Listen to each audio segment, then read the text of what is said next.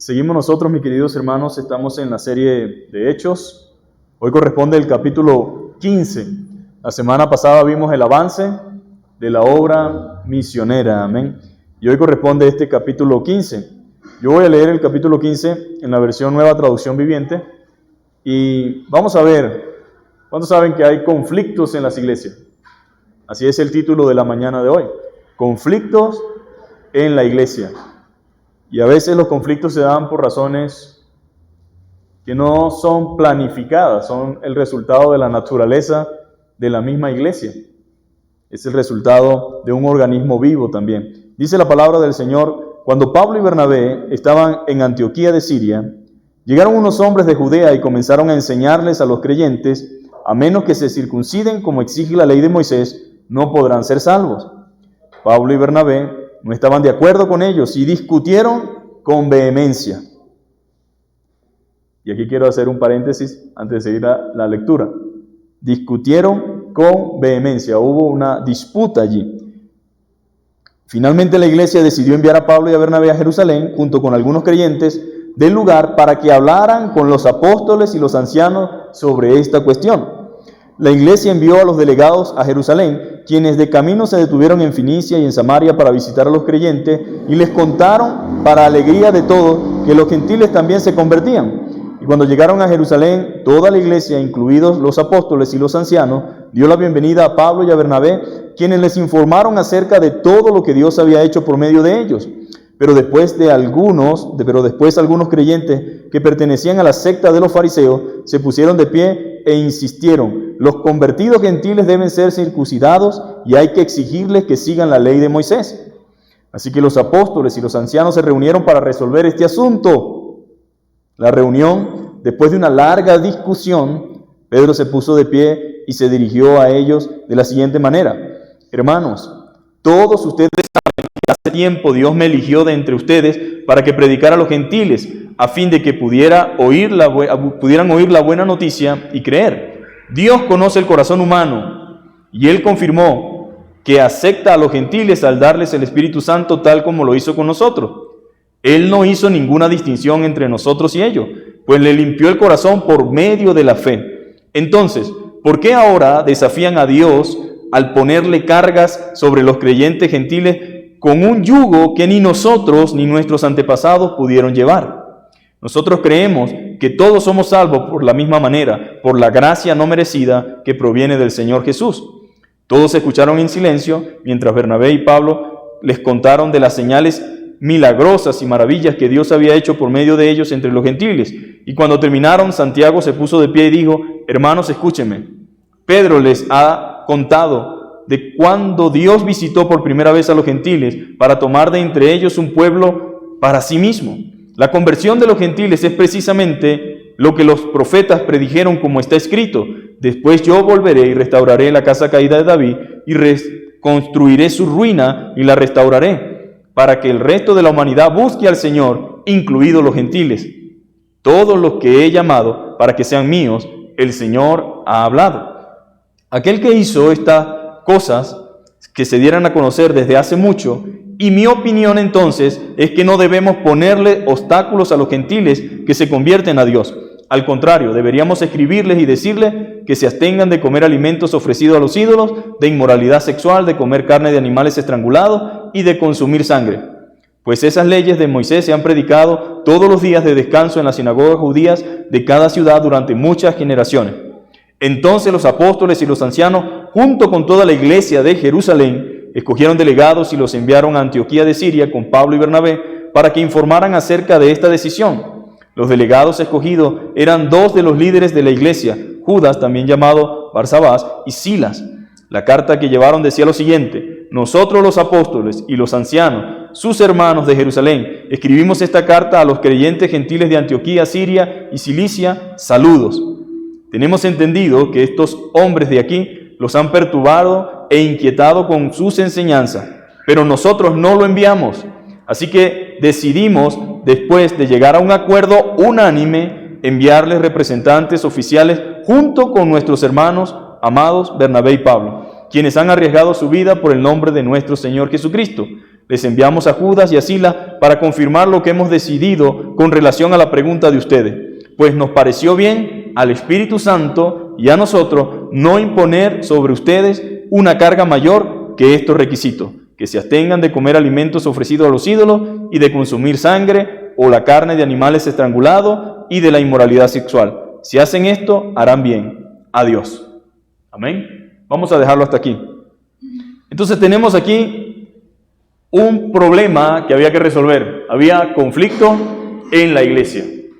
Había una situación incorrecta, una situación inadecuada. ¿Y cuántas veces no pensamos nosotros que por ser una iglesia cristiana, es lo que se tilda creer, ¿verdad? Por ser creyentes, no hay diferencias, no hay de repente discrepancias. Y mucha gente cree que porque tenemos la sana doctrina y tenemos la palabra y nos apegamos a ella, entonces todo sale perfecto. Por supuesto que el deseo de Dios es que nosotros vayamos creciendo hacia la madurez y que vayamos ejerciendo nuestra vida de cristiano, llevando una vida santa, una vida pura, una vida que le agrade a Él. Pero durante ese proceso de caminar, nosotros estamos siendo refinados y estamos siendo procesados por el Señor y también por medio de la iglesia. ¿Por qué? Porque la iglesia revela nuestro verdadero carácter, mis amados hermanos. Nosotros podemos amar a Dios, podemos amar a los hermanos, podemos amar a todo el mundo desde la comodidad de nuestro hogar, desde un sillón o desde nuestra perspectiva, ¿cierto? Y la Biblia nos dice por todas partes que debemos soportarnos los unos a los otros, que entendamos que hay débiles en la fe, que entendamos que hay creyentes maduros y que hay creyentes no maduros, pero todos estamos llamados a convivir y a vivir de acuerdo a la voluntad de Dios. La pregunta que debemos hacernos es, ¿cómo estamos nosotros realmente como hijos de Dios y como cristianos en nuestro crecimiento y en nuestra madurez cristiana? ¿Cuáles son las razones o las causas por las cuales no puedo convivir o compartir con mi hermano o con mi hermana? ¿Cuáles son las situaciones que creo que no están bien y que me incomoda a tal punto que no puedo soportar ni sobrellevar la situación? Bueno, a veces nos ponemos molestos por cosas sin sentido y por las que deberíamos ponernos molestos no nos ponemos. Aquí había una situación grave. Habían hermanos que estaban bajo cuerda, desafiando la autoridad de Dios y la autoridad impuesta por Dios, enseñando cosas distintas a las que el Señor había enseñado. Y comenzaron a cuestionar, comenzaron a confundir, comenzaron a poner en dudas al resto del grupo. ¿Sabe qué es peligroso? Hablar algo, comentar algo, decir algo, primero sin que el Señor esté en el asunto y sin consultar con las autoridades. ¿Por qué? Porque genera un problema serio en aquellas personas que están aprendiendo y que están iniciando. Y Pablo y Bernabé tuvieron que confrontar a estas personas. O sea, se generó un conflicto en esa iglesia de Antioquía de Siria, pero también ese conflicto llegó hasta Jerusalén. Y yo quiero que nosotros entendamos que siempre se van a presentar situaciones y conflictos en la iglesia. Que eso no nos asombre, ¿no? No queremos problemas, no queremos situaciones, no queremos conflictos, pero la realidad es que nuestra naturaleza redimida, pero que está todavía en una naturaleza caída, batallando en un cuerpo, pues hay roces en la iglesia, hay diferencias en la iglesia, hay situaciones que deben ser confrontadas y corregidas. Ahora, hemos dicho la semana pasada que a nadie le gusta la corrección, porque particularmente el que va en contra de lo que se está enseñando o lo que se dice, cree que él o ella tiene la razón o ve las cosas desde una perspectiva muy diferente y muy aislada. Y cuando no se ve de la misma manera, entonces él cree que, o él o ella cree que los demás están en error. Y era lo que pasaba en este proceso que estaba viviendo la iglesia. Entonces, a veces uno se sorprende porque la gente espera que todo funcione perfectamente. Ay, pero ustedes no son hermanos, no son cristianos. Todo debe funcionar perfectamente.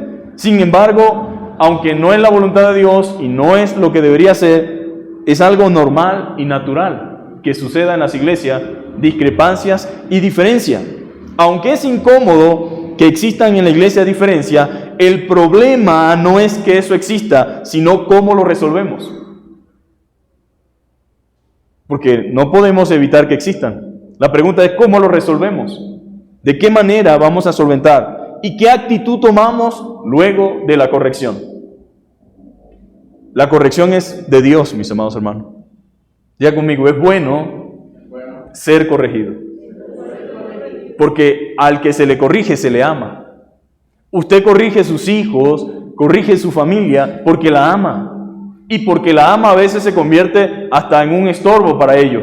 Pero es la manera en que Dios usa a los padres, en este caso particular, para corregir a sus hijos. Y la manera que Dios usa para corregir la iglesia es su palabra, en primera instancia. Pero a su vez usa también a los hombres que llamó dentro de la iglesia para corregir a los hermanos. Todos no sabemos todo, mi amado hermano.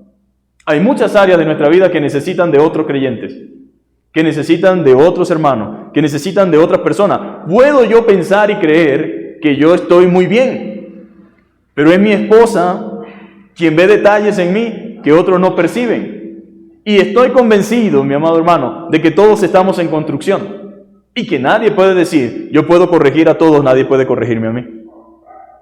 Porque aún los padres que corregimos a nuestros hijos, somos corregidos por nuestro Padre Celestial. De manera, mi amado hermano, que es necesario, importante la actitud que usted tome o que yo tome ante la corrección. La iglesia es un organismo vivo, en un desarrollo constante. Está compuesta por creyentes de distintos trasfondos sociales y contextos muy diferentes. Más bien es un milagro que estemos aquí juntos y en armonía. Pero venimos de distintos trasfondos sociales, situaciones, contexto. Más bien es el Espíritu Santo operando para que nosotros podamos vivir en armonía y juntos los unos con los otros. Eso lo hace Dios. Si en la misma familia es difícil ponerse de acuerdo, que es su sangre, que es su mamá, que es su papá, que es su hijo, y a veces cuesta ponernos de acuerdo. Imagínense ahora lo milagroso y lo bondadoso que es Dios, que nos permite a nosotros, que a veces no nos ponemos de acuerdo en la casa, llegar a acuerdos en una iglesia. Especialmente cuando una iglesia es grande y va creciendo y hay tanta gente. Pero eso solamente lo hace Dios. ¿Por medio de qué? De su Espíritu Santo. Es verdad que en la iglesia van a existir y existen diferencias, pero estas son conciliadas gracias al Espíritu de Dios y a su palabra. Dios nos ayuda, amén. Dios se glorifica por medio de su Espíritu y su palabra. Hay un sometimiento, mis amados hermanos, los unos a los otros por amor a Dios y a su verdad revelada. Debe haber un sometimiento los unos a los otros por amor a Dios y a su verdad revelada. Hay perdón en la iglesia. En el matrimonio, hago esta ilustración para que entendamos. La Biblia dice que el matrimonio debe ser para siempre, ¿verdad? Pero ese para siempre no es porque seamos perfectos o porque no hayan dificultad. Es porque estamos dispuestos a perdonarnos los unos a los otros. Y dentro del pueblo de Dios, que es un matrimonio, la iglesia con Cristo, podemos perdurar y mantenernos porque hay perdón. En primer lugar, porque Dios me perdona a mí. Dios lo perdona a usted. Y de la misma manera que Dios me perdona a mí, debo estar en capacidad de perdonar también a otros. De manera que en la iglesia debe haber perdón, reconocimiento, arrepentimiento. ¿Ustedes creen que nosotros no tenemos nada de qué arrepentirnos? La Biblia dice que el Señor no retarda su promesa, como algunos, se supone que son creyentes, la tienen por tardanza, sino que el Señor es clemente y piadoso, no queriendo que ninguno se pierda, sino que todos procedan al arrepentimiento, que haya reconocimiento. Y la misericordia de Dios es tan grande con la iglesia que pudiera venir ahora mismo. No hay nada que impida que el Señor venga. ¿Cuál es la razón por la que no viene el Señor? Por misericordia, mi amado hermano. Por misericordia de muchos de los que estamos en la iglesia, esperando de nosotros un arrepentimiento, esperando de nosotros una confesión, esperando de nosotros un arrepentimiento que nos lleve a caminar de manera diferente. Entonces en la iglesia debe haber arrepentimiento, debe haber generosidad, tolerancia y amor. Y así es como la iglesia ha perdurado en el tiempo. La paciencia de los líderes y de los miembros es necesaria. La paciencia de los líderes y de los miembros es necesaria. La paciencia de las autoridades puestas por Dios. ¿Por qué? Porque ellas están allí en primer lugar para enseñar y ayudar y a solventar cualquier diferencia, corregir cualquier error mediante la palabra de Dios. Y esto fue lo que la iglesia hizo en Jerusalén. Ahora, no puede alguien congregarse en una iglesia y esperar que no haya corrección. No puede alguien pensar que tiene una relación tan directa con Dios que él no tiene nada que ver con líderes de iglesia. A mí nadie me dice nada. Por supuesto. Ni el que recibe la corrección, ni el que le toca corregir, le gusta hacerlo. No es fácil corregir. No es fácil confrontar. No es fácil llevar a alguien y decirle las cosas que tiene que saber, porque es complejo. Pero toca, mi amado hermano. Y dentro de la iglesia Dios estableció un orden. Cristo, su palabra y hombres que Él llamó e instituyó para que estuvieran al frente de la iglesia, para instruir, para corregir, con la palabra, por supuesto. No se trata aquí de puntos de vista o de perspectivas o de personalidades, o es que a mí me gusta así o es que a mí me gusta así. No, es lo que Dios dice. Y Dios dice muy claramente muchas cosas. Y a veces toca corregir. No crea que a mí me gusta la corrección, que me gusta ir a corregir a la gente. Es complejo, porque la gente cuando está siendo corregida nunca siente que es para bien, sino que lo ve como un ataque. Y a veces entre los esposos también pasa eso. Que cuando la esposa o el esposo corrige o le dice algo, se siente atacado. ¿Verdad? Que yo no soy tu enemigo, ni tú eres mi enemiga, somos una sola carne. Y en la iglesia, los líderes, no estoy hablando de personas que se autoproclamen pastores y líderes y anden en la carne hiriendo a las personas con maldad. No, me refiero a la gente noble con un corazón sincero y puro y que ha dado fruto del amor de Dios y de que están sirviendo a Dios. Para ellos, cuando van a corregir a alguien, lo hacen ¿por qué? Por amor a Dios y por amor a esa persona, porque le preocupa el estado de esa persona, la condición de esa persona. Entonces estamos llamados para eso, para corregir, para instruir a la iglesia. Entonces Dios instituyó líderes para que ayudaran a solventar las diferencias, a corregir cualquier error mediante la palabra de Dios. Y eso fue lo que hizo la iglesia en Jerusalén. En algunas ocasiones las situaciones se complican tanto que se tienen que determinar acciones contundentes. Y ahí es donde entra la parte emocional, ¿no? A veces nosotros los cristianos nos pasan cosas y suceden cosas porque nos creemos más buenos que Dios. Y decimos, no, pero el amor nunca hace algo indebido, dice la Biblia. O sea que por amor no podemos tapar algo malo. Por amor no podemos aceptar cosas incorrectas. El amor confronta, el amor duele, el amor desafía. El amor a veces tiene que tomar acciones precisamente por amor. Y en estas situaciones de la iglesia, a veces toca tomar decisiones contundentes. Y estas deben ser llevadas a cabo ¿por quiénes? Por las autoridades establecidas por Dios, para que de manera acertada y prudente y bajo la dirección del Espíritu Santo definan lo que será mejor para la iglesia y por ende para los creyentes. Al hombre que cause división, dice la Biblia, después de 1 y 2 amonestaciones, a la tercera deséchalo. ¿Por qué? Porque se entiende que el cristiano que hace cosas por error, cuando es confrontado, como tiene el Espíritu Santo, es redarguido y reconoce que no está bien y acepta la corrección. Esa es la diferencia. Pero una persona que está con la intención solamente, digamos, mala, de dañar, de perturbar, de destruir, dijera el pastor Chuy, yo quisiera creer que todos los que están aquí son cristianos. Lo dice en forma de risa, de jueguito, de chiste, pero tiene una lógica, porque yo no puedo asegurar ni aseverar que todos los que están o que asistan a la iglesia son cristianos. Pues yo puedo, por lo que demuestran, por su fruto, tener una idea de que es un creyente, de que es un hermano, de que ama al Señor y todo lo demás. Pero la Biblia dice algo interesante, y es que el trigo crece con la cizaña. Y a veces uno que cuando está trabajando y tiene sembrado y tiene quizás de repente monte, pero tiene hierbas que son muy pequeñas, cuando jalas el monte grande, a veces sin querer sacas también la pequeña. ¿Y qué dijo Jesús? No se encarguen de ustedes, eso me lo dejan a mí. Al final del tiempo, a la hora que corresponda, yo voy a sacar y a separar el trigo de la cizaña. O sea que aunque nos guste o no, el trigo y la cizaña crecen juntos, y tampoco podemos ser nosotros el que haga el papel del Espíritu Santo o el papel de Dios.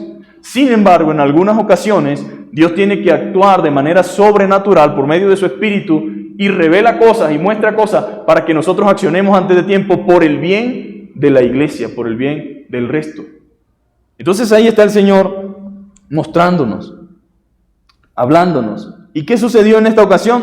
Bueno, bajo la necesidad que había, se vieron en la obligación de reunirse con el pastor de la iglesia de Jerusalén y con los apóstoles, y con una delegación de hermanos que tuvo que ir hasta allá, y otra delegación de la otra iglesia, y reunirse para aclarar una situación, para llegar a un punto de consenso y un punto prudente de acuerdo a la palabra de Dios para el bienestar de los hermanos.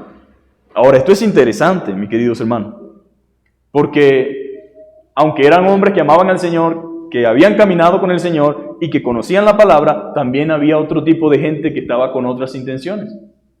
Ahora, tampoco corregimos o a veces tenemos que tomar decisiones con la finalidad de destruir a la persona. Tampoco es la intención. Siempre la intención de Dios es que nosotros reconsideremos, reconozcamos, nos arrepintamos y volvamos. La idea de la iglesia no es excluir a la gente como se excluye la gente quizá de un club de amigos o de un club específico. No, la idea aquí no es que vete tú, no. Al contrario, es ver qué podemos hacer para que entiendamos, para que lleguemos a un acuerdo, para que sepa que no queremos realmente algo terrible, trágico, triste o feo, no. Entonces ahí está la palabra del Señor. La Biblia dice el concilio de Jerusalén. Algunas Biblias dicen eso, ¿verdad? Como un subtítulo. Ahora, ¿qué significa eso? Pudiera preguntarse alguien. El concilio. ¿El concilio de qué? ¿Qué significa eso? Un concilio es una asamblea, una reunión de las autoridades eclesiásticas para resolver y deliberar o decidir sobre materias doctrinales y de disciplina. Ahora, fíjense, qué gran responsabilidad tenía la iglesia, ¿verdad? Y tienen los líderes. Una gran responsabilidad. Tienen una gran responsabilidad delante de la iglesia, delante de Dios, porque para eso los ha puesto Dios, para guiar, para conducir. Recordemos que la iglesia es la casa de Dios y es columna y baluarte de la verdad. Ni siquiera el pastor puede hacer lo que a él le parezca o quiera. El pastor tiene una autoridad y tiene que rendir cuenta. Y la iglesia, que son ustedes, los hermanos, los creyentes, tienen el deber de llamar la atención si el pastor no está haciendo lo que la palabra de Dios dice. Porque yo no puedo obedecer a ciegas a un hombre. Él está puesto allí para corregir, para guiar, para instruir. Y él tiene autoridad siempre y cuando esté dentro de la palabra. Una vez que sale de la palabra, ha perdido toda autoridad y no puede absolutamente hacer nada.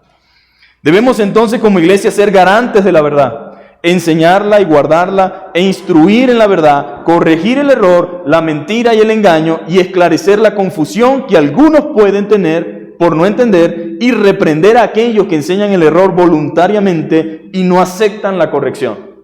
Pues eso sí, una primera vez, segunda vez, la tercera tenemos que desecharlo, a menos que haya un arrepentimiento o un reconocimiento. Es lo que enseña la palabra.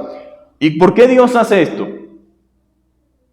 Cualquiera diría, pero porque está enseñando que el Espíritu Santo es mujer y porque está enseñando que la Biblia puede tener errores, porque hay gente así.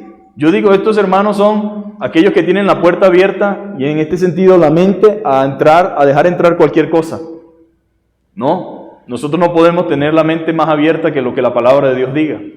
Si alguien enseña una cosa contraria a la palabra del Señor, nosotros no podemos, pero el hermanito tan bueno. Así se mete el diablo en las iglesias, con falsas herejías. Entra de manera encubiertamente. Entra así como con detallitos pequeños y cuando viene a ver hay una iglesia dividida. Eso sucede con judíos mesiánicos. Personas que empiezan a judaizar la iglesia. Que ahora que ponga la bandera aquí, que ponga la bandera allá, que ahora póngase el kipá, que ahora que el sábado, que ahora que no sé qué, que ahora, y poquito a poquito, y usando la Biblia y hablando de Cristo y todo. Y cuando viene a ver, ya esto se transformó en otra cosa. Y este es un pleito de hace más de 2000 años, porque querían judaizar, pero esa misma gente sigue existiendo en el día de hoy, que quieren judaizar la iglesia y llevar a la gente a someterse a guardar la Torá, la Taná. Ahora hay un movimiento que anda implementando de que nosotros estamos mal. O sea, a estas alturas nosotros los cristianos estamos mal y tenemos que regresar y volver a la fuente. ¿A la fuente de qué? de los fariseos, porque era un fariseo el que estaba aquí tratando de impedir la libertad que tenían en Cristo los hermanos que estaban en la iglesia de Antioquía. Y mucha gente en el día de hoy se sigue levantando con la misma intención y con el mismo deseo. Y para eso está la iglesia, mi amado hermano, para que pueda contender por la fe, instruir, corregir y está allí para confrontar el engaño, para esclarecer la confusión, porque lo que mucha gente tiene es confusión. ¿Cómo es posible, hermano, que a estas alturas de la vida, personas que han estado 10, 15, 20 años en el Señor están regresando para atrás como el cangrejo? Diciendo, no, es verdad. Esto es un engaño, la Biblia que tenemos nosotros no es verdad. O sea, Dios preservó su palabra durante toda la historia y la tenemos en nuestras manos y no, eso es un engaño, eso no es la palabra. Eso, Jesús nunca Jesús habló griego.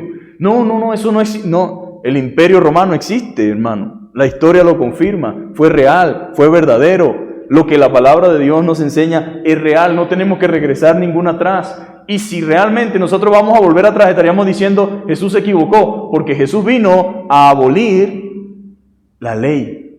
Y la Biblia dice que por las obras de la ley ningún ser humano será justificado. Él cumplió la ley por nosotros, porque ninguno lo podía cumplir. ¿Cómo vamos nosotros ahora a volver atrás? No podemos, mis queridos hermanos.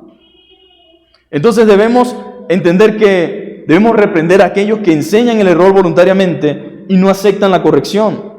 Esto aquí se refiere, mis amados hermanos, que los líderes de la iglesia de Jerusalén tuvieron que lidiar contra los judaizantes, personas que enseñaban algo contrario al evangelio. Y es interesante que las cuestiones de doctrina se debatieron en base a la palabra de Dios y bajo la dirección del Espíritu Santo. Si queremos saber si una doctrina es verdad o no, no podemos simplemente, es que me gusta o no me gusta. ¿Qué dice la palabra de Dios?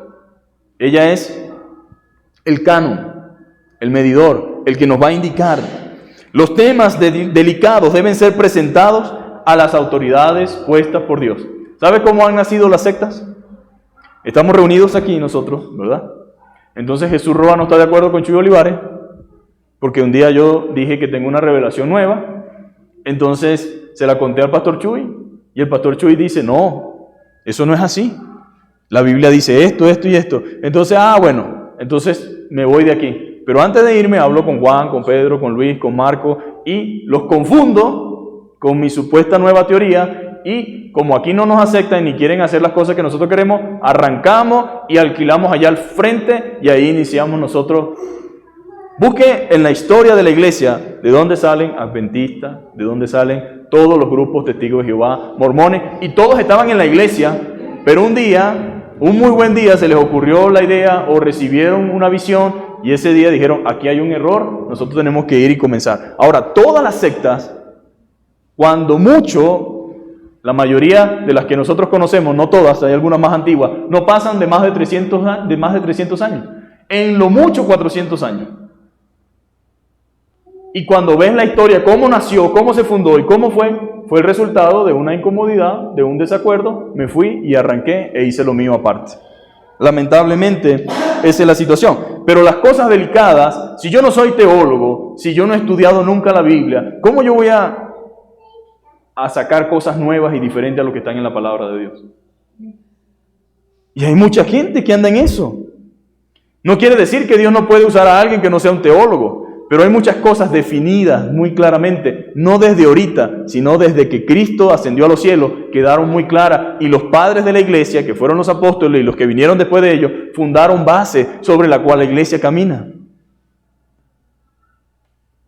Entonces los temas delicados, si hay una controversia, si hay una situación que no se entiende, deben ser presentados a las autoridades puestas por Dios, especialmente cuando estos son ejemplos de piedad, sabiduría y entendimiento de las Escrituras. No me refiero que alguien puede tener el nombre de pastor y andar loco enseñando errores y mentiras. Puede ser de repente una persona, pero los hechos demuestran lo contrario. ¿Sí me entienden? Yo no me refiero a que la vamos a presentar a alguien porque solamente tiene el título, sino que su vida nos ha dado ejemplo de piedad, de sabiduría y entendimiento de las Escrituras, que es una persona de oración, una persona de justicia y que realmente no va a apoyar algo en base a beneficios, sino en base a la voluntad de Dios. Entonces lo primero que vimos ayer era que había un problema. Estaban poniendo condiciones para la salvación. ¿Cómo en este momento nosotros vamos a decirle a alguien, para ser salvo tienes que hacer esto? Para ser salvo lo que hay que creer es en Cristo. Ajá, y significa que entonces creyó en Cristo y va a vivir como quiere. Nadie que haya aceptado a Cristo como su Salvador personal puede vivir como quiere. Nosotros somos testigos de eso. Nosotros podemos ir a cualquier lugar pecaminoso y entrar si queremos. ¿Quién nos va a impedir? Yo no lo voy a agarrar con una soga amarrado, ni le voy a poner un bozal. No, usted puede hacer todo lo que quiere. Pero ¿cuál es la razón por la que no la hace? ¿Porque el pastor existe o porque la iglesia usted no lo hace? Porque el Señor no se lo permite. El Espíritu Santo que mora dentro de usted le dice, ese lugar no es adecuado para ti. Tú no puedes hacer eso. Ese Espíritu Santo y esa palabra de Dios que tú lees constantemente te atormenta y te dice, eso no agrada a Dios. Y no vas a tener paz en ningún lugar donde estés que sepa que no es la voluntad de Dios. Porque eso lo hace el Señor por medio de su Espíritu, por medio de su palabra. Entonces estaban poniendo condición para la salvación. Estaban confundiendo a los nuevos creyentes, los gentiles, diciéndoles que si no se circuncidaban no podían ser salvos. ¿A dónde dice la Biblia eso? Y aunque usted no lo crea, hay gente, pastores y creyentes evangélicos en este momento con 50 y 60 años circuncidándose. Porque no, la palabra dice. No, porque usted sabe que nosotros somos... No, eso es una mentira del diablo. ¿Han visto ustedes cómo este mal ha perdurado en el tiempo? No fue solamente allá en Jerusalén en aquel entonces, sino que prosigue hasta el día de hoy. Más de 2000 años después, sigue habiendo gente que sigue diciendo que para ser salvo debemos hacer esto o aquello. O sea, esa gente no era lo suficientemente consciente de que la salvación es solamente mediante la fe en Jesucristo. Ellos no aceptaban que la salvación sea solamente por la fe, sin las obras. Usted debe conocer a algún hermano que a veces tal vez se ha expresado de usted de una manera como, yo no creo que tú seas creyente. Así con ese pelo, así con ese pantalón, así con esa franela que te ponen. Yo no creo que tú seas creyente. Ahora, yo no me atrevería a juzgar a alguien solamente por lo que veo al principio. No me atrevería, pero hay gente que sí, no acepta la salvación de otro. O sea, esa persona tiene que complacerlo a él y convencerlo a él para él aceptar que tú eres creyente. ¿A dónde la Biblia dice eso? ¿Dónde enseña la Biblia eso? Gálatas 2:16 dice, sabiendo que el hombre no es justificado por las obras de la ley. Yo no tengo que guardar la ley ceremonial judía para ser salvo, no, sino por la fe de Jesucristo. Nosotros también hemos creído en Jesucristo para ser justificados por la fe de Cristo y no por las obras de la ley. Por cuanto por las obras de la ley nadie será justificado. Nadie se salva por ser justificado. En Santiago capítulo 2 versículo 10 y 11 dice, porque cualquiera que guardare toda la ley, un ejemplo, pues si existiera alguien, o un osado de los que dicen que sí, guardara toda la ley, pero ofendiera en un punto, en una cosita muy mínima, se hace culpable de todos. Porque el que dijo, no cometerás adulterio, también ha dicho, no matarás. Ahora bien, si no cometes adulterio, pero mata, ya te has hecho transgresor de la ley. Y algunos dirán, pero yo no he matado a nadie. Pero la Biblia dice en 1 de Juan, que el que aborrece a su hermano, o el simple hecho de que le llegue el pensamiento, ya es un homicida. Por lo tanto, todos estamos bajo culpabilidad por violentar la ley de Dios. En Gálatas 3:23, versículo 23 al 25 dice, pero antes de que viniese la fe, estábamos confinados bajo la ley, encerrados para aquella fe que iba a ser revelada. O sea, la gracia de Dios fue revelada. Y dice, de manera que la ley ha sido nuestro ayo, ha sido nuestro tutor, nos ha llevado de la mano para llevarnos a Cristo, a fin de que fuésemos justificados por la fe, dice Pablo. Ahora entiendo cuál era el propósito de la ley. La ley es un espejo que me demuestra a mí mi falsedad, mi flaqueza, mis limitaciones y todo lo que yo soy en mi humanidad, y me demuestra que necesito algo más. Y ese algo más es Cristo, la gracia de Dios, para poder vencer, mis amados hermanos, todas aquellas cosas, a fin de que fuésemos justificados por la fe.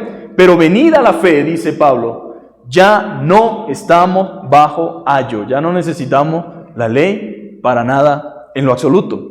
Los creyentes gentiles aprendieron que la salvación es por gracia. Cuando alguien le pregunte a usted, la salvación es por gracia. Pero hay un error aquí. Hay mucha gente que le tiene miedo a la palabra gracia. Porque cuando se habla de gracia, la gente se imagina, salvo siempre salvo, o sea que tú puedes hacer lo que tú quieras, vivir como tú quieres y tú eres salvo. Yo creo que nadie puede hacer eso. Si Cristo está en nuestro corazón, si el Espíritu Santo está dentro de nosotros, es imposible. ¿Sabe por qué? La Biblia dice que de modo que si alguno está en Cristo, nueva criatura es. Las cosas viejas pasaron, he aquí todas son hechas nuevas. O sea, Dios me ha dado una nueva naturaleza, me ha dado vida espiritual, y aunque quisiera vivir como antes, no puedo. Por lo tanto, yo no debo tener miedo a la palabra gracia. Cuando hablamos de la gracia de Dios, no significa que la gracia es para pecar y hacer. La Biblia dice en Romanos, perseveraremos en el pecado porque estamos en la gracia. De ninguna manera, dice Pablo. Eso no se puede hacer. Y Pablo tampoco se contradice como algunas personas piensan. Los creyentes, mis amados hermanos, aprendieron que la salvación es por gracia, por medio de la fe y no por méritos, ni por obras. Estos judaizantes pretendían que la gente que creía en Cristo se circuncidaran. Y así hay muchos en el día de hoy, queriendo que muchos en la iglesia se circunciden. Los problemas de antaño siguen siendo los mismos, pero gloria a Dios por su palabra. La salvación es por la fe en Cristo Jesús y no por el pantalón, no por el velo, no por los ayunos, no por el diezmo, no por las obras. Así de sencillo. Porque a veces la gente cree que eso le añade un poquito más a su salvación.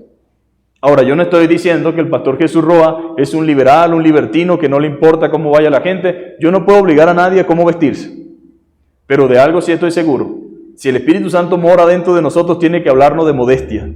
Tiene que hablarnos de cordura, de prudencia. Y si yo me paro frente al espejo y me veo tan igual como una mujer perversa de la calle, entonces yo creo que yo no puedo salir así. No debería salir así, porque el Espíritu Santo debe dirigirme, debe guiarme, debe redarguirme. Las mujeres que profesan piedad no solamente pueden hablar de una piedad interna. Ahora, la realidad que existe, mis amados hermanos, es que muchas veces dentro de nosotros estamos luchando, estamos batallando internamente con el corazón. Y sabe, el corazón es engañoso. Y muchas veces queremos decir, no, Dios ve el corazón y no ve lo que está afuera. Pero lo que está afuera es el resultado de lo que hay adentro en el corazón. ¿Y qué hay muchas veces en el corazón? Presunción. ¿Qué hay muchas veces en el corazón? Tratar de impresionar, tratar de llamar la atención, tratar de cautivar. Porque toda mujer sabe, ¿verdad?, que toda mujer que salga a la calle va a ser vista. La pregunta es, ¿qué quiero yo que la gente vea en mí? ¿Qué quiero yo que la gente diga cuando yo paso por ahí? Ahora, si yo soy hija de Dios, yo no debo tener problemas con esto, porque tampoco significa que voy a andar fea o ranchificada, como algunas personas piensan. Es que ustedes quieren. No. Uno puede vivir de manera decorosa y verse bien, hermosa, pero hay un aire que tú dejas cuando caminas. Cuando a alguien le pasa a uno por un lado, ¿verdad?, uno le queda el perfume. Si huele bien, chévere. Si huele mal, triste. Pero uno recibe ese aire. Y una mujer de Dios que pase por un lado, vestida decorosamente, vestida como corresponde para agradar al Señor, eso lo percibe uno como hombre, no como algo malo para desear o codiciar, sino qué mujer tan bonita, ¿verdad? Qué diferente. Transmite otra cosa que no es lo mismo que transmite el resto. Ahora, yo sé que en muchas iglesias esto es un discursito barato para muchos, porque ahí es donde está la falda, donde está el velo, donde está esto, donde está aquello, y si no haces eso, para mí tú no eres salvo. Ahora, ya vamos a ver lo importante de lo que estamos hablando. Entonces, la salvación no se debe al pantalón. La salvación no se debe a los ayunos, que algunos se sacrifican haciendo ayunos, pero Jesús dijo algo muy interesante. ¿Cuál es el verdadero ayuno? Dice en Isaías. No es que hagamos justicia, no es que tengamos compasión del menesteroso. Ahora, no es malo ayunar, pero la motivación por la que ayuno sí dice mucho. Entonces salen de un ayuno y salen altivos. Venimos de 20 días de ayuno. Venimos de no sé qué. Cuando la Biblia dice, después que tú ayunes, lávate la cara, que nadie se entere que ayunaste. Y entonces andan menospreciando a los hermanos que no ayunaron, cuestionando la vida espiritual de ellos y haciendo alarde de lo que hicieron. Ya ahí fracasaron. Y eso también nos demuestra que la salvación no es por eso, no es por el diezmo. Y yo creo que hay mucha gente confundida con esto en el día de hoy. Hay mucha gente con respecto al diezmo que ellos dan, ¿verdad? Y sienten que que si no dan diezmo, entonces ellos pueden que estén lejos de Dios o algo. Nosotros no obligamos a nadie a diezmar. No quiero decir que sea una mala práctica, para nada en lo absoluto, pero no le pedimos a nadie ni enseñamos como iglesia, usted tiene que diezmar. ¿Por qué? Porque mucha gente lo hace y cree que eso lo acerca más a Dios o lo pone más cerquita, y no es así. Ahora, nosotros entendemos, mi amado hermano, que la salvación es por gracia. Y entiendo que como cristianos tenemos una mayordomía como hijos de Dios. Y entendemos que lo que tenemos y todo lo que tenemos y poseamos es gracias a la misericordia de Dios.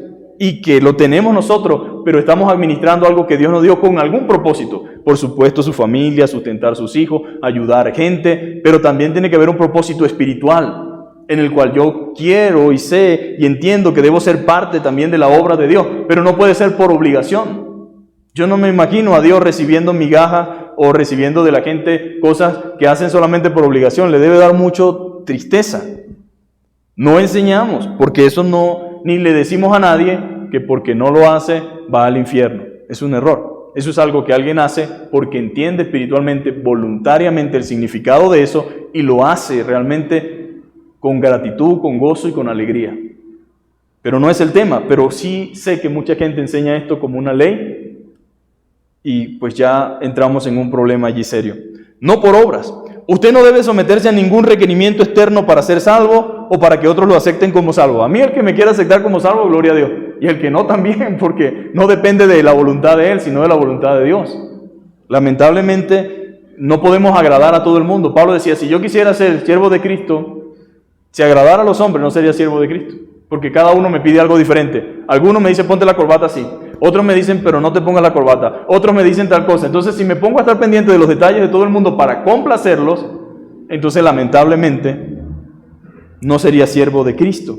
Y haciendo lo que Cristo me manda tampoco les agrado. Entonces lo sentimos pero no podemos agradar a todo el mundo. Entonces ahí está el Señor. Usted es salvo por lo que Cristo hizo. La Biblia dice, igual Pablo, lo enseñan claramente. Pablo no soportó, al igual que Bernabé, escuchar cosas que iniciaron una discusión justa y con razón. Pablo conocía muy bien la ley, sabe que a veces uno comete un error tratar de hablar de algo que a veces ni conoce. Pero a nadie le podía echar cuento a Pablo, especialmente sobre la ley.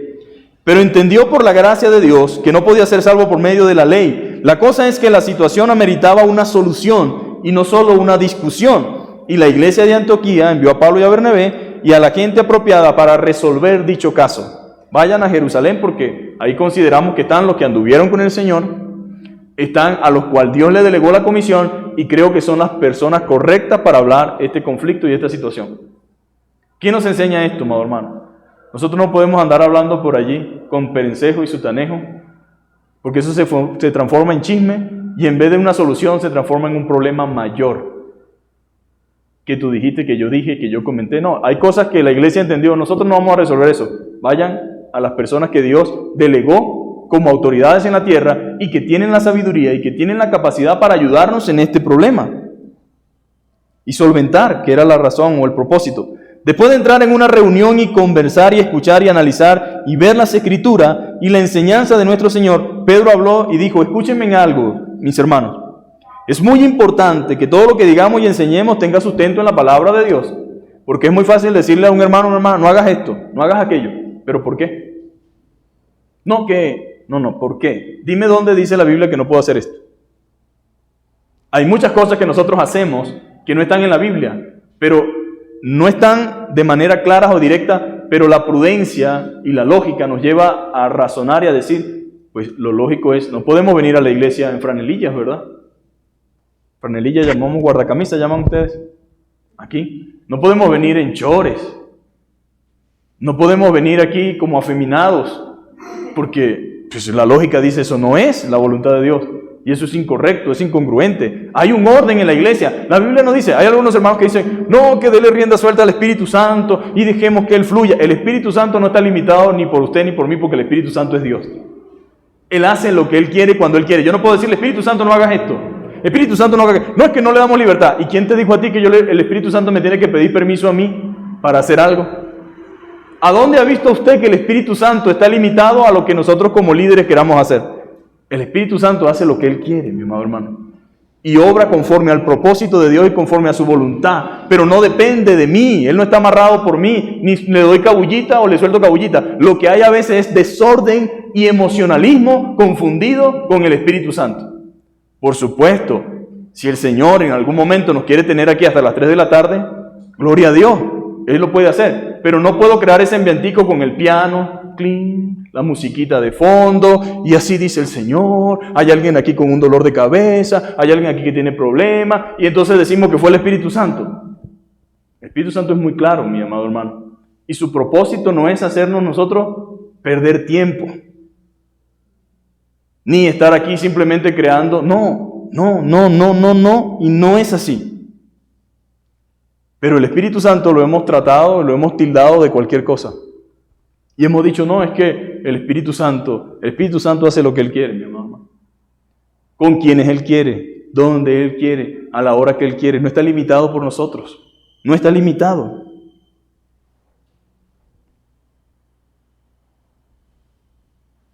Escúchenme, dijo Pedro. Todo lo que hablamos debe tener sustento en la palabra de Dios.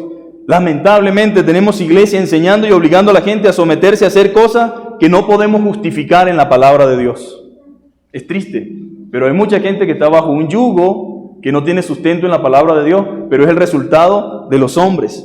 Desde el verso 7 al 11, en Hechos 15, Pedro confirma lo que Pablo había dicho en Gálatas y por lo que Pablo había discutido en Antioquía. Pedro dice, ¿por qué tentamos al Señor? ¿Sabe que nosotros tentamos al Señor cuando decimos lo que Él no dice? Lo provocamos, y no para algo bueno. Ay de aquel que dice, Jehová dijo, y Jehová no ha dicho nada. Y de eso está lleno la iglesia. Así dice el Señor, así te dice Dios. Y la Biblia dice, ay de aquel que dice que Jehová le mostró, que Jehová le dio un sueño, que Jehová le dio una visión, y Jehová no ha dicho nada. Ahora, ese es el pan de cada día de la iglesia. Y no es nuevo, porque ya existía. Y ya había sido condenado, pero sigue siendo condenado ahora. No es que Dios no hable, no es que Dios no pueda hacer algo. Pero el problema es, y lo delicado del asunto es decir, Dios me dijo cuando Dios no ha dicho nada. Yo prefiero decir, la Biblia dice, a decir, Dios me dijo, si no lo he escuchado audiblemente. Y aquí está el Señor mostrándonos. ¿Por qué tentamos al Señor? Imponer algo que Dios no ha dicho es tentar a Dios. Poniendo sobre la cerviz, ¿dónde se pone el yugo de los animales? En el cuello. Poniendo sobre la cerviz de los discípulos un yugo, una carga pesada sobre ellos, algo que Dios no nos ha mandado. ¿Ve cómo el hombre impone cosas, mis amados hermanos? Que Dios no ha dicho. Otra versión dice, ¿por qué desafían ustedes a Dios cuando enseñamos a la gente cosas contrarias a su palabra? Desafiamos su autoridad y estamos en problemas porque nos convertimos en tropezadero de la gente e impedimos que lleguen al Evangelio. Hay gente que tiene ideas equivocadas de la iglesia. ¿Por qué la gente no viene muchas veces a la iglesia? Por lo que hemos demostrado y por lo que hacemos, que a veces no está en la Biblia, pero que lo hacemos igual. Y la gente tiene un temor no de lo que Dios dice, sino de lo que allí hacemos nosotros. ¿Por qué? Por la cantidad de dogmas. Un dogma puede ser bueno, pero también puede ser malo. Y en muchas iglesias hay dogmas malos y normas que hacen que la vida cristiana una carga que esclaviza. Aunque esa no es la voluntad de Dios. Pero mucha gente que se siente agotada, esclavizada, explotada, abusada dentro de las iglesias. Y ya no puede más, humanamente hablando, en su cuerpo, pues. Pero esa no es la voluntad de Dios. Pero es la voluntad del hombre o de los líderes que están en ese lugar. Pedro sigue diciendo, me parece hipócrita, y esta es la gran realidad, me parece hipócrita poner esas cargas que ni nuestros padres, o sea, sus antepasados, ni nosotros hemos podido llevar. ¿Por qué será que hay gente que se empeña en que nosotros hagamos cosas que ni ellos mismos hacen? Le exigen y le demandan a la gente generosidad, cosa que ellos no tienen. Porque es muy fácil decirle a la gente dé, pero la pregunta, ¿yo doy? Es muy fácil demandarle a la gente compromiso, ¿yo tengo compromiso? Y Pedro dice, nosotros nos ponemos a querer imponer una carga sobre ellos que ni nuestros padres, los que fueron antes que nosotros, ni nosotros hemos podido llevar. Es cierto que lo hemos intentado y nos hemos esforzado, pero fracasamos, dice Pedro. Esa es la verdad. Y aquí no debemos ocultar nada. Fracasamos. seamos sinceros, no lo hemos podido cumplir. Nunca hemos cumplido todas estas cosas, pero creemos que somos salvos por la gracia del Señor, al igual que ellos. ¿Y sabes quién era un judío celoso y ortodoxo? Pedro. Pedro le dijo a Cornelio, ¿sabes cuán abominable es para mí entrar a tu casa aquí y reunirme con todos estos gentiles, no? Pero ahora él está reconociendo porque él vio que el Espíritu Santo se derramó en esa casa sobre la vida de Cornelio, sobre los que estaban allí, y dijo, ahora sé que el Espíritu Santo también se derrama sobre los gentiles y que para ellos también hay salvación. Gloria a Dios. Luego el pastor de la iglesia, que era Jacobo, dijo, no molestemos, no inquietemos y no impongamos a los convertidos gentiles ningún sometimiento o carga. Vamos a decirle que se aparten de la contaminación de los ídolos. Por supuesto, es algo lógico. O sea, en aquel entonces había un paganismo, se celebraban sacrificios a los dioses, y entonces decía, si ustedes nacieron de nuevo, ¿qué van a hacer allí metidos en esos sacrificios? No coman en esos lugares. Pero nosotros ahorita pudiéramos habernos lanzado una comidita que fue sacrificada a los ídolos, pero no vimos y no sabemos. Pablo decía, cuando vayan a la carnicería, no pregunten ni de dónde vienen ni de cómo fue, porque si no la conciencia no los va a dejar comer tranquilo. Ahora, nosotros comemos en la carnicería y pensamos que es una carne que viene del corral al lugar y que realmente no tiene nada espiritual de por medio, pero puede que sí. Puede que sí.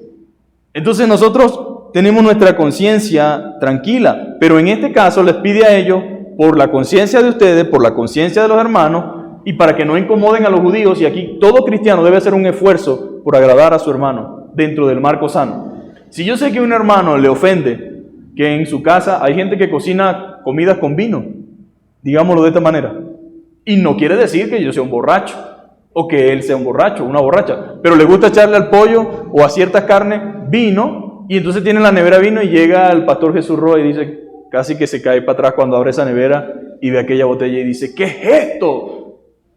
Esta familia impía, hija del diablo, hija de Satanás, perversa, ¿cómo has caído tan bajo en tener ahí?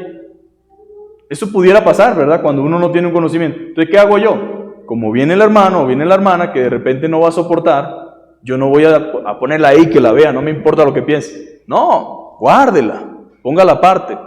Porque usted sabe, y el Señor, que usted no bebe, que usted no es un alcohólico, que usted no usa eso para complacerse, que usted lo tiene allí para una receta de comida y queda bien y por eso la tengo ahí. Pero si al hermano que viene le va a generar eso un problema y se va a ir para la casa y se va a jalar los pelos y cómo es posible, y entonces ya uno va aprendiendo a conocer a sus hermanos, ¿sí o no?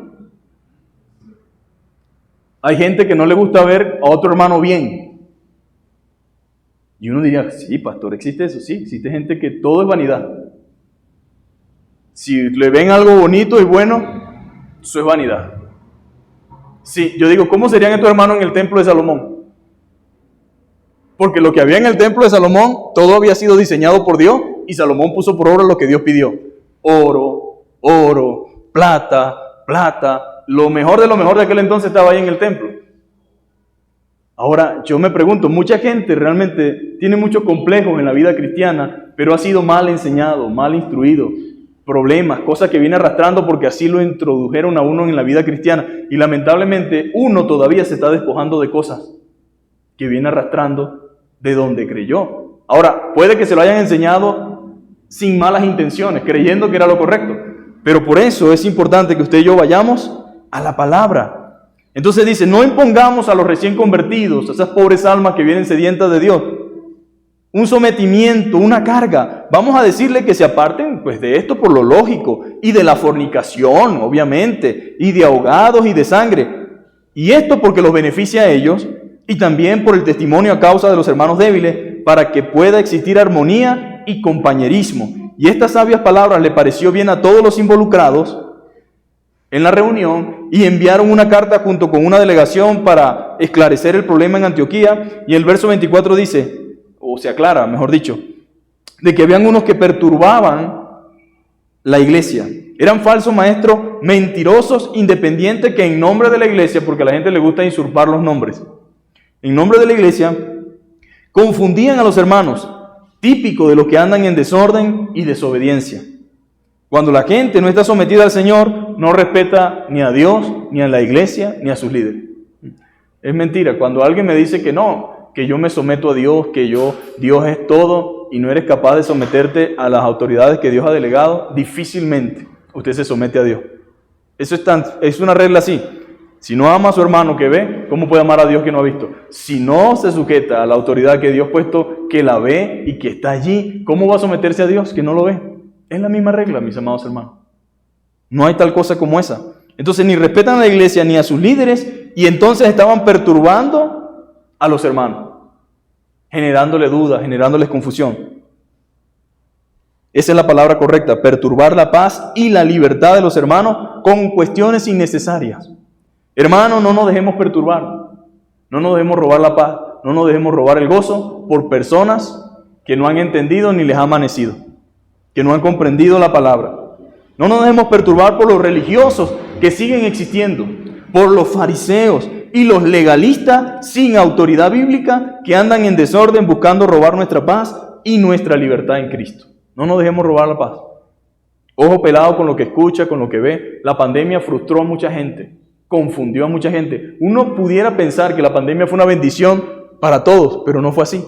Algunos ahora ya no están ni en el evangelio, ahora están en otra cosa metidos, y todo por lo que veían y por lo que escuchaban. Demasiado tiempo libre. El internet es una bendición, YouTube es una maravilla, pero en YouTube usted encuentra de todo. Y a menos que usted le pida al Señor que guarde sus oídos y su mente, usted es una presa fácil de cualquiera de esos que está detrás de una cámara. ¿Por qué? Porque se dicen un montón de cosas, que si uno no tiene un fundamento en la fe, uno se desliza rapidito y cae en las garras de esta gente. Entonces, tanto los líderes de la iglesia, junto con el Espíritu Santo, les pareció bien no imponer cargas. El verso 29 lo dice, al final. ¿Por qué, mis amados hermanos? Esta gente había sido afectada, perturbada por los falsos maestros. En vez de disfrutar el evangelio, sentían una fuerte presión interna por parte de los judaizantes y los legalistas. Así se siente mucha gente, agotada por la iglesia. Y me siento cargado, vivo con los nervios de punta, es que me presionan, es que, hermanos, a eso no nos llamó Dios. Dios nos llamó a paz, a paz. Y si somos honestos, mis amados hermanos, muchos estuvimos allí y otros están todavía en ese lugar, en ese punto en el cual andan totalmente perturbados, sin paz, sin gozo, sin alegría. Así anda mucha gente en el día de hoy, en sus iglesias. No están pasándolo bien, no la están pasando bien, no están disfrutando su nueva vida en Cristo. Porque si bien es cierto, los han esclavizado y han puesto pesadas cargas sobre ellos. Por eso los líderes le dicen, en la versión Reina Valera, a los hermanos, pasadlo bien, disfruten el evangelio y la nueva vida en Cristo. Es cierto que aquí se sufre también, no vamos a negar, la vida cristiana no es fácil, ¿verdad? Pero tampoco quiere decir que no hay gozo, que no hay alegría y que no hay risa y que no hay disfrute. No, no todo es color de rosa, pero una cosa es que padezcamos por causa de nuestra fe y otra que padezcamos por líderes egoístas y legalistas. Y bueno, imagínese usted, que Dios nos ayude, ¿verdad? Pero una cosa es padecer por el Señor y otra cosa es padecer por una persona que sin sustento bíblico me presione y me lleve y me ponga cargas y cuestiones que no tienen nada que ver con Dios, simplemente porque a Él le parece. En el verso 31 dice que hubo gozo y consolación al escuchar la palabra de los pastores y apóstoles de Jerusalén. Sus almas fueron consoladas. Y eso es lo que hace la verdad. El evangelio predicado, la palabra enseñada, mostrada expositivamente y centrada en lo que Dios quiere, trae gozo y trae paz. ¿Cómo descansa uno cuando conoce la verdad? ¿Cómo descansa uno cuando alguien te señala por ignorancia, por desconocimiento y tú puedes dormir tranquilo? ¿Cómo reposas tú cuando sabes lo que Cristo dice de ti sin importar lo que los demás digan de ti? ¿Cómo reposas tú al saber que la salvación es por gracia, por medio de la fe, y que la nueva vida en Cristo que vas a vivir, que es de santidad, de pureza, no la vives en tu propia fuerza, sino con la ayuda del Espíritu Santo? Hay gozo en nuestra vida, hay paz cuando vamos a la iglesia porque entendemos que el Señor así lo determinó, pero no presionados por otros que quieren verlo a uno el lunes, el martes, el miércoles, el jueves, el viernes, el sábado, el domingo, el lunes, martes, miércoles y todo. Si me voy un día de vacaciones, entonces estoy en pecado. Imagínense, hermano. Pero hay paz y estos hermanos sintieron consuelo en sus almas cuando los apóstoles mandaron y dijeron, gloria a Dios, no estábamos equivocados, no estábamos haciendo las cosas mal como nos estaban haciendo sentir y nos estaban señalando. Y así debemos sentirnos nosotros cuando vamos a la Biblia y vemos lo que la Biblia dice y decir gloria a Dios, Señor. Esta es tu palabra y sentimos tu consuelo y sentimos su paz. Hubo regocijo por la verdad. El pueblo se alegró porque pudieron ser consolados y libres de las acusaciones de los judíos. Imagínense esto, todo el tiempo siendo señalados, haciéndolos sentir mal porque no estaban circuncidados, por no hablar en lenguas, por no usar la falda, por no pintarse el cabello, por no tener el pelo tal, porque tiene el pelo corto y los hombres son los únicos que tienen el pelo corto, por no asistir un día a la iglesia. Imagínense eso. Tal vez usted no lo ha experimentado, pero hay gente que lo está viviendo en carne propia, mi amado hermano. El cuestionamiento, el señalamiento, y eso no tiene sustento en la palabra de Dios. Usted pudiera decir, no, debe ser que se ponía los pantalones muy ajustados. No, hay hermanas que son demasiado, diría yo, por complacer a la gente y con todo la critican y la señalan y le juzgan y le muestran. Entonces que si no habla en lengua, ya nosotros en algún momento hemos hablado de que todos no tenemos los mismos dones y que el Espíritu Santo reparte como Él quiere y que nosotros no podemos cuestionar a nadie, ni nadie puede cuestionarnos a nosotros. El fruto del Espíritu no es hablar en lengua, mis amados hermanos. Dijera el doctor Adrián Roya, la evidencia del Espíritu Santo en nuestra vida no es hablar en lengua, sino controlar la que se tiene. Y realmente mucha gente no controla la que tiene. Por supuesto, difícilmente habla el lenguaje del cielo, ¿no? Entonces ahí está el Señor. Tanta gente lastimada, mi hermano, tanta gente dañada, con mentiras que no tienen sustento en la palabra de Dios. Ahora oremos a Dios para que el Señor bendiga a su iglesia, amén. Nos bendiga a nosotros, a su pueblo, y también a aquellos que son presa de lobo y mentirosos y falsos maestros, para que puedan recibir libertad de esa esclavitud, amén. ¿Y cómo obtenemos libertad? Mediante el conocimiento de la palabra de Dios. Por eso a veces también cuando la gente se deja llevar más por las emociones que por la palabra, pasa trabajo. Puede que esté de repente la gente padeciendo por el desconocimiento de la palabra, pero la palabra nos hace libres. Vamos a orar para pasar a este hermoso tiempo. Padre, en el nombre de Jesús te bendecimos y te damos gracias porque tú has prometido, Señor amado, que a los que te amamos todas las cosas nos ayudan a bien, Señor. Gracias porque hay propósito en ti, en nosotros, Señor, y tú cumplirás tu propósito en nosotros. Sobre ti fijaré mis ojos, dice tu palabra, y tú nos has llamado a cada uno a la salvación y nos has dado tu Espíritu Santo. Nos has sellado con Él desde el momento en que creímos, Señor. Somos el resultado de tu gracia, Señor. Pedimos que nos ayudes, Señor. Ciertamente estamos en este mundo, Señor, en esta iglesia, Señor, que estamos rodeados, llenos de debilidades, de flaqueza, pero te amamos, Señor, y sabemos que tu palabra es la instrucción para la iglesia, para que nos conduzcamos como corresponde y para bendecirnos, Señor. Perdónanos, Señor, porque todos fallamos de pensamiento, palabra y obra. Muchas veces, Señor, creemos saber más que otros y ya, Padre amado, el tener, Señor amado, una opinión, un concepto, Padre, de nosotros mismos equivocado ya es un error. La palabra dice que nadie tenga más alto concepto de sí mismo que el que debe tener. Ayúdanos, Señor, a entender, Padre amado, que tú eres un Dios de orden, Señor, y que tú bendices el orden dentro de la iglesia y que todos debemos, Señor, procurar, buscar la manera, Señor, de someternos a ti, a tu palabra y a tu iglesia, Señor, y contribuir y ser parte del avance y del crecimiento de ella. Bendice a cada hermano que pudo estar presente, los que no pudieron estar también bendícelos, ayúdalos, multiplícales su fuerza, su salud, y oh Señor, te pedimos en este tiempo que nos ayudes como iglesia, Padre, en este avance, en este proceso en el que nos encontramos ahora. En el nombre de Jesús te damos gracias. Amén. Gloria a Dios.